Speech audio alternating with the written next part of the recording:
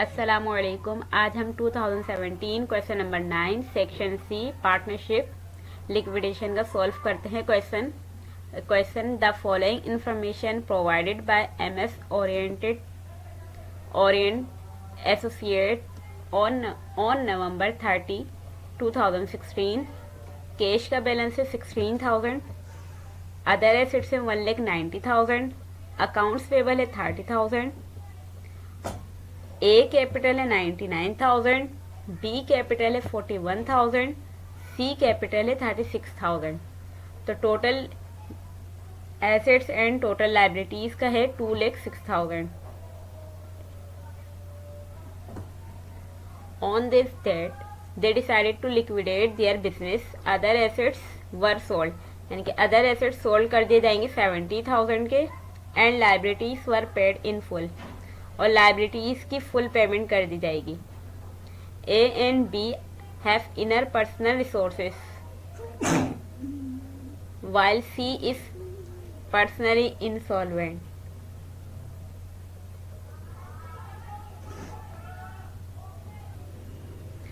यानी कि ए and be personal यानी कि सॉल्वेंट पार्टनर्स हैं, और जबकि सी है इनसॉल्वेंट, पर्सनली इंसॉल्वेंट है।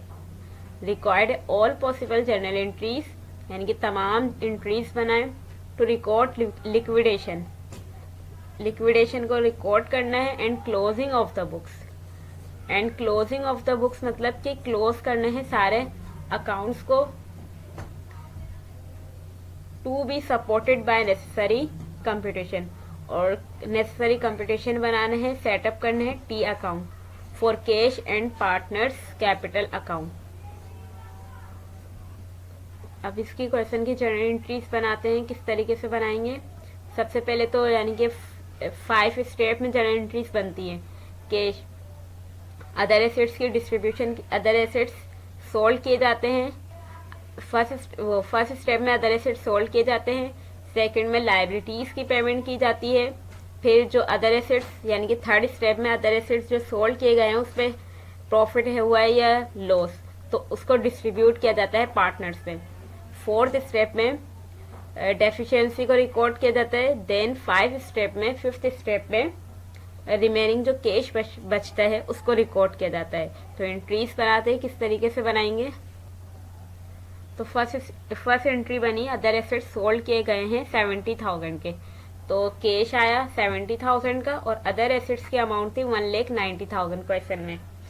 तो अदर एसेट्स बिजनेस से गए 1,90,000 के, और इसके बदले में जो कैश आया 70,000 का, तो हमने कम में सोल्ड किए, तो हमें क्या हुआ? लॉस। तो रियलाइजेशन लॉस के नाम से हमने डेबिट में लिखा इसको 1,20,000 का लॉस। नरेशन लिखेंगे to record the sale of other asset on loss, यानी कि अदर एसेट सोल्ड कर दिए गए लॉस पर। देन अकाउंट्स पेबल पे कर दिया गया, तो अकाउंट्स पेबल जब पे करेंगे कम होगा अकाउंट्स पेबल, उस तो डेबिट में लिखा जाएगा अकाउंट्स पेबल डेबिट, और इसके बदले में कैश दिया है, तो अकाउंट्स पेबल की अमाउंट थी 30,000 क्वेश्चन में जो गिवन थी, तो 30,000 के इधर इसमें दी हुई है, तो 30,000 के अकाउंट्स पेबल की पेमेंट कर दी 30,000। रिकॉर्ड करेंगे narration to record the payment of liabilities. Third entry में जो रियलाइजेशन लॉस हुआ इसको डिस्ट्रीब्यूट करेंगे, तो रियलाइजेशन लॉस 1,20,000 का हुआ था, इसको डिस्ट्रीब्यूट करेंगे थर्ड एंट्री में। तो किस तरीके से डिस्ट्रीब्यूट करेंगे? तो इस क्वेश्चन में बताया नहीं गया था कि इक्वली डिस्ट्रीब्यूट, रेशो नहीं थी, तो इक्वली डिस्ट्रीब्यूट करेंगे तीनों पार्टनर्स में। तो ये 40,000 का तीनों पार्टनर्स में रियलाइजेशन लॉस डिस्ट्रीब्यूट कर दिया। नरेशन लिख दी to record the distribution of loss on realisation. Then fourth entry में हम डेफिशिएंसी को रिकॉर्ड करते हैं। तो डेफिशिएंसी को किस तरीके से देखेंगे कि किसी पार्टनर का कैपिटल यानी कि कैपिटल जो था उसके बाद जो लॉस हुआ उससे किसी पार्टनर का वो कैपिटल नेगेटिव तो नहीं गया, तो वो चेक करेंगे। तो क्वेश्चन देखते हैं कि किसी भी पार्टनर का कैपिटल नेगेटिव गया लॉस के बाद, तो 40,000 इन तीनों का लॉस है, तो वो चेक करते हैं। तो तीनों जो ए का कैपिटल था 99,000, बी का कैपिटल था 41,000 और सी का कैपिटल था 36,000। तो 99, 41, 36 ये तीनों के कैपिटल है। तो जो हमने लॉस डिस्ट्रीब्यूट करा है पार्टनर्स में वो करा है 40,000 का डिस्ट्रीब्यूट हुआ है।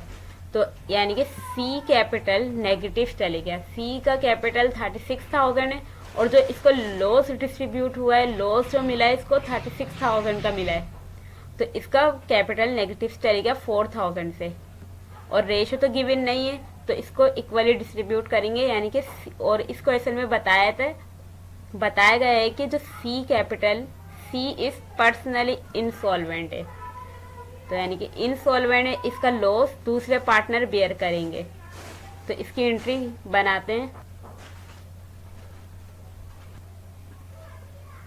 यानी कि 4,000 सी का जो कैपिटल क्रेडिट करा और जो ए और बी इसका लॉस बेयर कर रहे हैं, बर्दाश्त कर रहे हैं, तो इन दोनों का कैपिटल कम हो जाएगा। ए कैपिटल कम होगा तो ए कैपिटल डेबिट में लिखेंगे, बी कैपिटल यानी कि लॉस दे रहे हैं तो बी कैपिटल डेबिट में 2,000, यानी कि दोनों इक्वली पे कर रहे हैं सी को। नरेशन लिखेंगे to record capital deficiency made by other partners. अब फिफ्थ एंट्री में, यानी कि फिफ्थ एंट्री में ये नोट करना है कि किसी पार्टनर का इसके बाद भी कैपिटल नेगेटिव तो नहीं गया। तो यानी कि जो बी कैपिटल था वो 41,000 का था और इसको सबसे पहले जो लॉस हुआ था 40,000 का हुआ था। फिर देन इसने सी को जो दिया है 2,000 मजीद दिया है, तो यानी कि इसका कैपिटल हो गया 42,000। तो इसने यानी कि लॉस जो बेयर कर लिया 42,000 का कर लिया, जबकि इसका कैपिटल है 41,000, यानी कि 1,000 इसने ज्यादा पे कर दिए। तो ये और जो ए और बी थे वो सॉल्वेंट पार्टनर हैं, तो ये अपने घर से कैश लेकर आ सकते हैं, तो ये कैश लेकर आएगा। तो फिफ्थ एंट्री में बनाएंगे कि कैश डेबिट और बी कैपिटल क्रेडिट 1,000 से। और टू रिकॉर्ड नरेशन लिखेंगे to record capital deficiency made by B partner. Last entry जो बनाएंगे वो है सिक्स एंट्री में रिमेनिंग जो कैश बच जाता है उसको डिस्ट्रीब्यूट करेंगे। यानी कि इसमें जो रिमेनिंग कैश सिर्फ ए कैपिटल को मिला है, क्योंकि जो बी और सी है इनका पूरा कैपिटल हमारा नील हो गया, इनका कैपिटल नहीं बचा, तो इनको कैश भी नहीं मिलेगा। तो ए कैपिटल डेबिट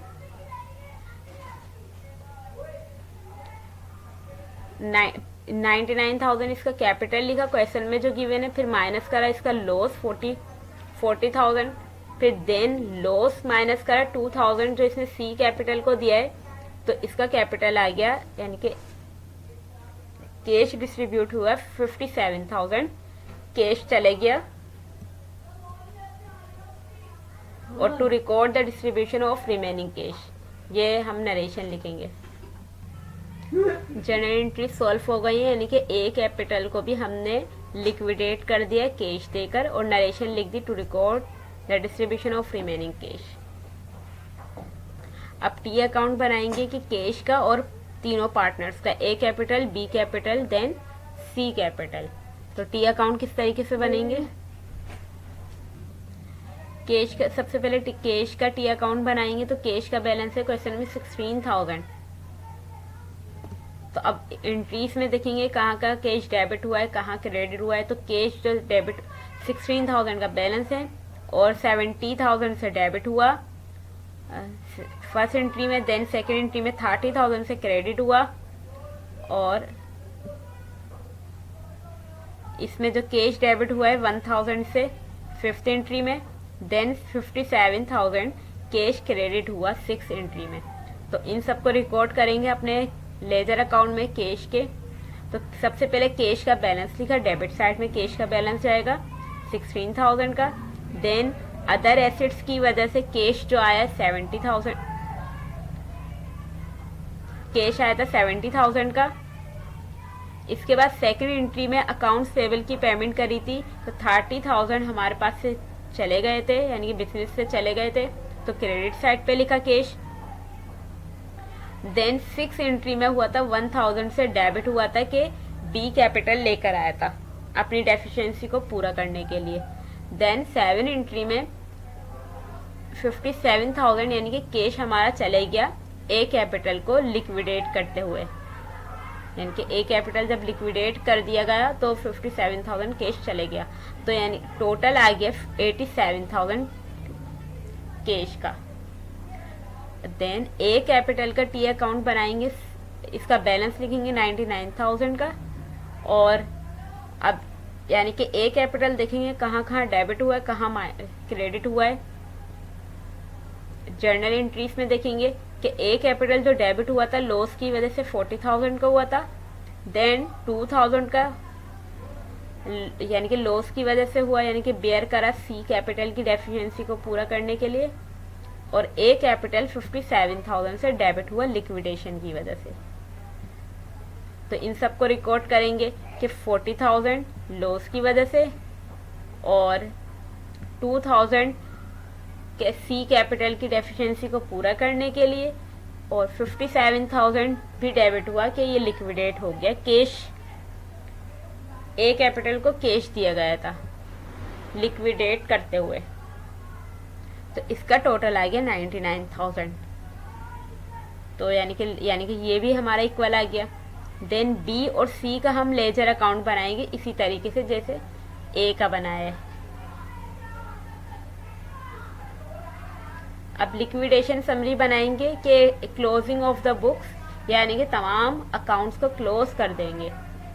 ए capital B capital C capital को करेंगे ही, और कैश अदर एसेट्स और अकाउंट पेबल का भी हम अकाउंट्स पेबल की भी हम क्लोज कर देंगे बैलेंस को। सबसे पहले हम सारे बैलेंस लिखेंगे कि कैश का जो बैलेंस था 16,000, 1,90,000 अदर एसेट्स का था, अकाउंट्स पेबल का 30,000, 99,000 का ए कैपिटल, 41,000 बी कैपिटल का बैलेंस था, 36,000 सी कैपिटल का बैलेंस था क्वेश्चन में जो गिवन था। अब इसके बाद जो डिस्ट्रीब्यूशन करा ऑफ लॉस को ऑन रियलाइजेशन इक्वली, यानी कि तीनों पार्टनर्स को इक्वली डिस्ट्रीब्यूट करा था कि 70,000 कैश आ रहा था अदर एसेट्स सोल्ड करते हुए। अदर एसेट्स यानी कि चले गए थे 1,90,000 के, और इसके बदले में जो 70,000 कैश आ रहा था, तो लॉस जो हमारा हो रहा था 1,20,000 का। तो 1,20,000 को तीनों पार्टनर्स में डिस्ट्रीब्यूट करा 40,000। फिर देन बैलेंस करेंगे कि क्या कितना रिमेनिंग बच गया। अब कि ये हमारा प्लस हुआ है कि आया था कैश, तो इसको ऐड करें 86,000 हो गया, और ये अदर एसेट्स पूरे के पूरे चले गए, तो ये इसका बैलेंस हमारा नील बच गया, 0 हो गया इसका बैलेंस। और अकाउंट्स पेबल का बैलेंस तो उसी तरीके यानी कि वैसे ही रहा एज इट इज।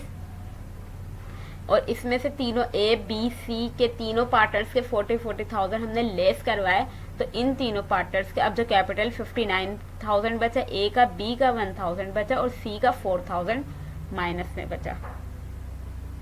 देन पे करी लाइबिलिटीज, तो लाइबिलिटीज पे करेंगे, पे करी थी कैश दिया था और अकाउंट्स पेबल हमारा कम हो गया था, तो 30,000 का कैश गया और 30,000 अकाउंट्स पेबल कम हो गया, तो हम माइनस में लिख दी। तो अब इसका बैलेंस जो कैश का जो अब बैलेंस करेंगे इसके बाद कि अब क्या कितना बैलेंस रहेगा हमारा। तो अब जो कैश का बैलेंस 56,000 रह गया, और अदर एसेट्स का तो बैलेंस 0 हो गया था, और अकाउंट्स पेबल का बैलेंस अब 0 हो गया, और इन तीनों का जो बैलेंस ए बी सी का कैपिटल उसी एज इट इज रहा। Then capital deficiency of C made by A and B, यानी कि जो कैपिटल डेफिशिएंसी को जो पूरा करा था ए और बी ने सी की, तो यानी कि ए और बी के जो पास से गए थे 2,000 हमने लेस करवाए थे कि किसको दिए थे 4,000 दिए थे सी को, इसकी डेफिशिएंसी को पूरा करने के लिए।